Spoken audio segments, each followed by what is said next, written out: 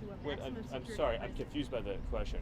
Is it your position that a member of Train Aragua who is in our United States illegally should be allowed to commit crimes limitlessly until such time as that individual is incarcerated, that it should be open season on Americans, that TDAs come in, it's like ISIS coming into your country or Al-Qaeda coming into your country, and that you let them stay here, catch and release, catch and release, catch and release, and then eventually, only after they've served some prison time in America do they get sent out?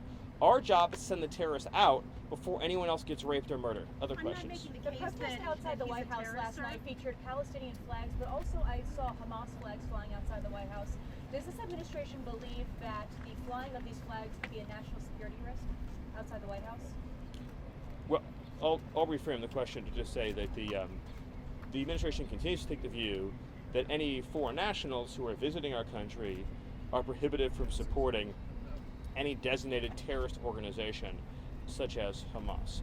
Any other questions? Is President Trump still calling for the impeachment of Judge Boasberg in this case, despite what Chief Justice Roberts said yesterday? Of course the president stands by his comments, absolutely, as do we all, as does the entire administration.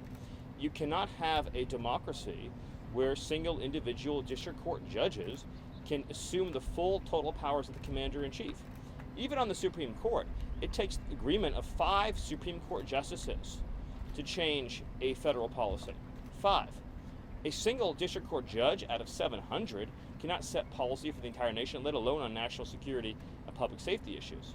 The president has been clear that he has tremendous respect for Justice Roberts and believes it's essential the Supreme Court crack down and stop this assault on our democracy from these radical rogue judges that are usurping the powers of the presidency and laying waste to our entire constitutional system. Last question. Can you explain more on the Democrat terrorism issue of the Teslas being destroyed? Can you explain more on the issue of the Teslas? Yeah, the president strongly condemns left-wing domestic terrorism in the clearest and most forceful terms we possibly can. Yes, good question. Just 2 things. I think what she was trying to say was that, not arguing that there were TVA members on the plane, but there were other people. Is there going to be other evidence shown from the administration that they were all trained Aragua? And again, let me give a concrete example of this just to illustrate the principle here.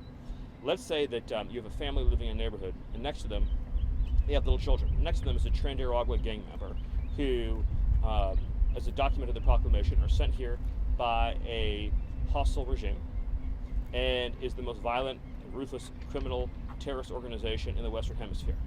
So, do our counterterrorism officers arrest and remove the terrorist, or do we say, we'll leave you there, you can rape and murder the people next to you, and then after you rape and murder them, and then only then will we remove you? We're not going to let anyone get raped or let anyone get murdered by terrorists. I got it wrong.